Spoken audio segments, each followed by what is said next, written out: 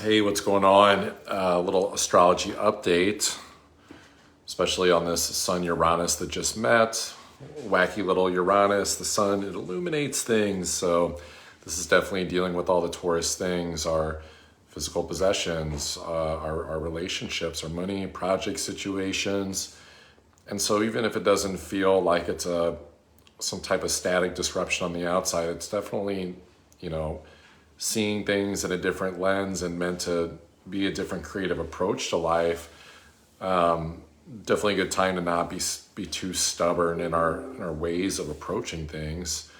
I also want to share during the dream time last night, just like how I see and really feel about this astrology. And I know it's kind of a bummer to say, but like anyone that's like wanting to quantum leap to like their dream vision manifestation during this eclipse cycle, it's a slim chance.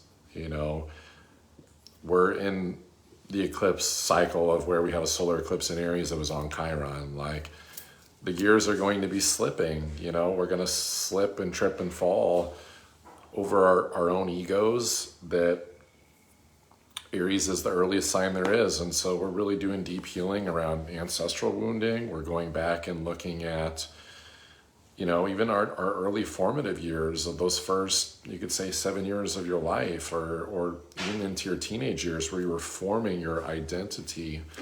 And we're sort of like cleaning up those imprints that make us believe the understanding of who we are and what we're here to do and accomplish. And I think God's laughing at our plans in a weird way, because if he was supportive of it going fully forward, we wouldn't have Pluto retrograding in Aquarius heading back to Capricorn to go back to Dracula's castle to get some golden key or fucking scroll for our mission and destiny to actually go and connect more powerfully in the world to actually, make these things happen.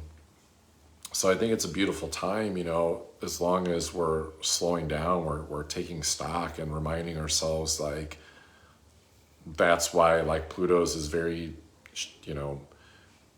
in the shadows, sort of like can feel very silent, and it's a very undertone type feeling. If you can really feel into it and actually tap in, that something is adjusting. This isn't really so much about ascending as a collective in terms of where we can go or our power. We're reviewing the tape of the things that have happened so far this year, since Pluto has spent most of the year in Aquarius, and now as it heads back to Capricorn, which will officially be there September 1st, I think the preparation, really there is no preparation for Pluto going back into Capricorn, but I do think that what we can do is take notice of any place where we're getting overly attached or pushy, trying to push something forward into our future for planning, especially as it deals with service to the collective, service to communities. This is connecting with people.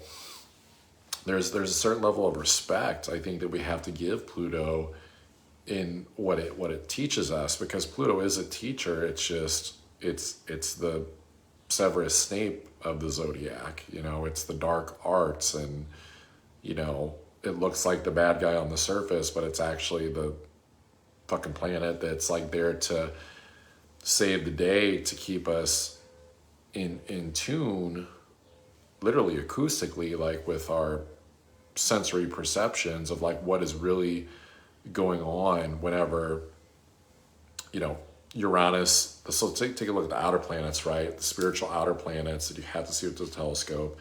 There's Pluto that I just mentioned, Uranus, which you never know what you're going to get with Uranus, that I talked about also. And then there's Neptune. And everyone, spiritually loves Neptune because it feels good and it's blessings and it's like prayer and compassion and all this stuff. But there's a creepy side of Neptune too, which is like, the illusion. I know some people that are like, they go into that 5D thing like Neptune and Pisces, and then Neptune gives them this like really rude wake-up call. Like it literally deals with the last hours of the zodiac, the last hours of the night, where we're deep in that REM sleep and before we awake. And sometimes Neptune has to wake people up and be like, hey, like there's still a reality to live in.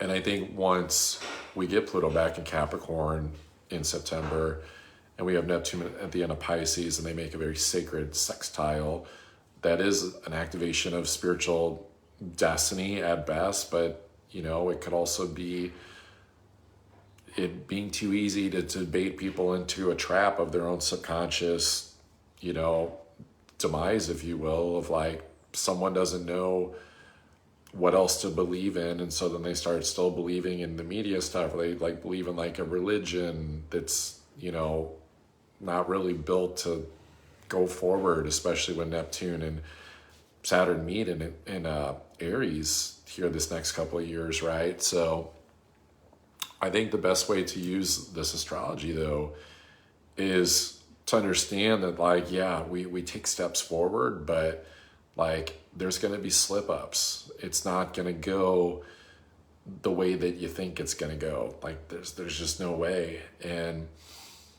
it really aligns so much though with like frequency, right? Like it's not about the thing that we're actually doing. It's not about the getting there piece. It's the frequency that we're in. It's that frequency piece of, you could call it an enlightening frequency. It's more than just happiness, right? It's even more than just being stimulated mentally like a dopamine hit. It's an embodied frequency. And that is, to me, that's the healing part of this astrology, is like the leadership, the embodiment to others of what it like looks like to stay in a high frequency, even when there is pressure, even when there is uncertainty, even when there is stuff that we all have to get done in our lives, and we have hopes and dreams, and maybe for some it's showing up to what you have, but then also the ambitions to keep showing up to what you desire to have, hopefully in like a wholesome way where it's like consistent putting the steps in, right?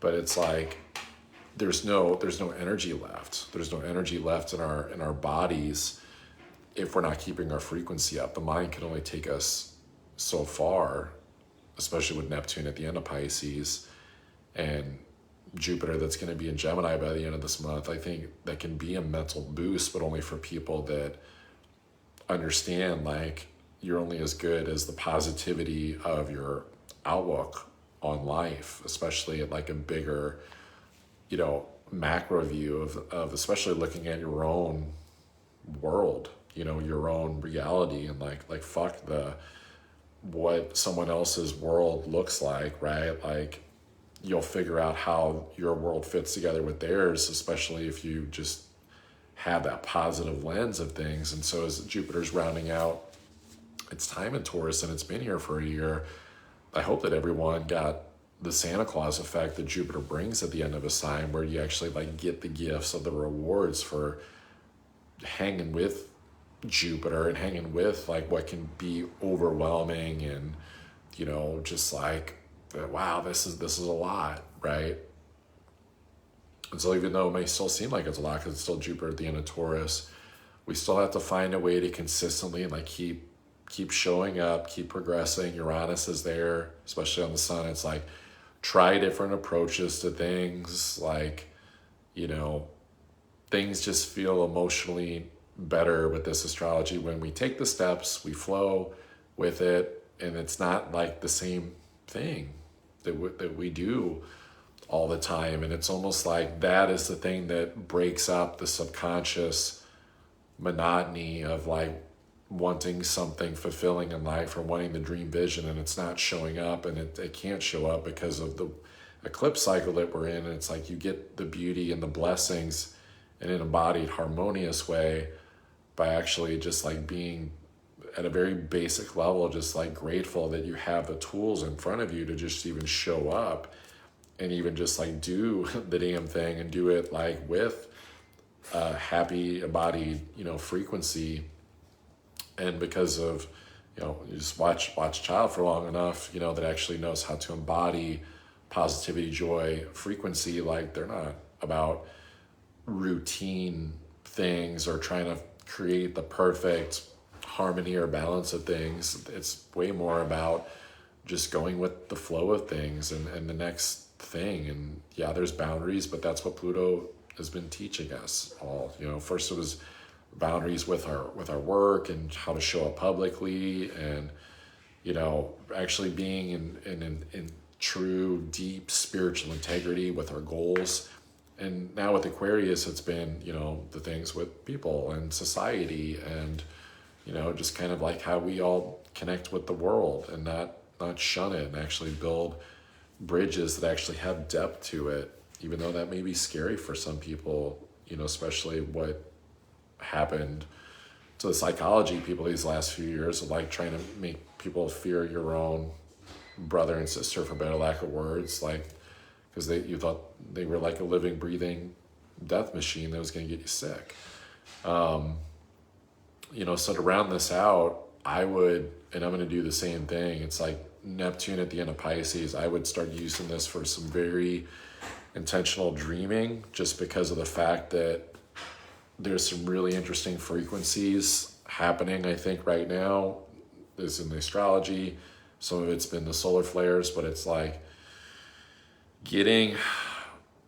utilizing what we have, like that extra energy in the tank, which I think is like, yeah, we're going to be sleeping, resting, bodies detoxifying. We're subconsciously compounding our understanding of our prior day when we go to sleep, but also using that bonus of having an intention set for yourself of something that you want to understand, about your life, and just really surrendering to that understanding of that. And then also, staying open to high vibrational aligned frequencies that are actually here for our leveling up, and being very clear about that, and really setting those boundaries before the dream time, and not just like letting anything in. It's like, for anyone, it's like if you're like waking up feeling like weird or whatever, I would look at your intentions that you're having and like how you're going to bed. Like if you're staring at blue screens or eating bad food at night, or having tough conversations, negative conversations, or even like worse, like arguments. It's like, make it a very peaceful, but also be very direct about what it is that you want, and actually like take control of the dreamscape of your life. Because in my experience, it's like, it's easier for spiritual connection and clarity the early hours of the morning, and once the rest of the world, the community, the place that I'm in, and like other people are up and they're moving, and then a lot of them are like, it's like, gotta get it going, gotta get the ego, gotta get this done, gotta get to work, gotta make coffee, all this stuff. It's it can feel like jamming a little bit, like frequency jamming. And so it's just much easier to tap into our own celestial frequency whenever we utilize those early hours of the morning. And so for some people, that may not be conducive to your circadian rhythm. Your body may not want to wake up at 4 a.m. So it's like, whatever time you go to bed, and hopefully, and consistency, bedtime's probably a good thing right now, but it's like, have that intention set for getting the spiritual clarity about something about your life, and then staying open to the positive benefits of that. I naturally, accidentally put myself in that position to receive a lot of the information I'm sharing today about this astrology in the dreamscape last night, because of the position that I put myself in on Sunday, doing some really deep healing work around things from the past, like shame, right? All very Neptune Pisces things, right? So, if you feel old memories come up, especially they're connected to emotions, if things feel sticky, right? If there's any feelings of feeling depressed or almost like manic depressed, like very up and down, or just trying to use stimulus in order to feel better and not think about something that feels heavy or feels like melancholy, very Neptune Pisces stuff.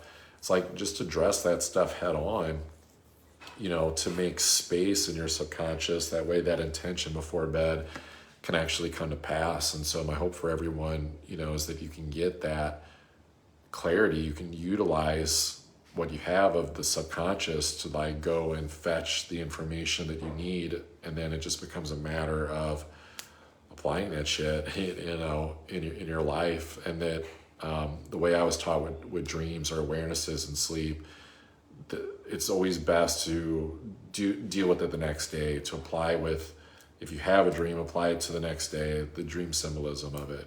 If you have some sort of intuitive awareness, like act on it, the next day, or at least the next like 48, hours, and just like be like, okay, well, there's something here. So that's how I would use this astrology right now, is utilize that extra stuff that we have, because we all will slip right now, even if we're practicing mindfulness and self-awareness. It's just so easy to fall into an ego trap where we're doing things from our own ego. And so, yeah, you can use meditation, things like that too, but still, it's like utilizing these like more silent hours of the night,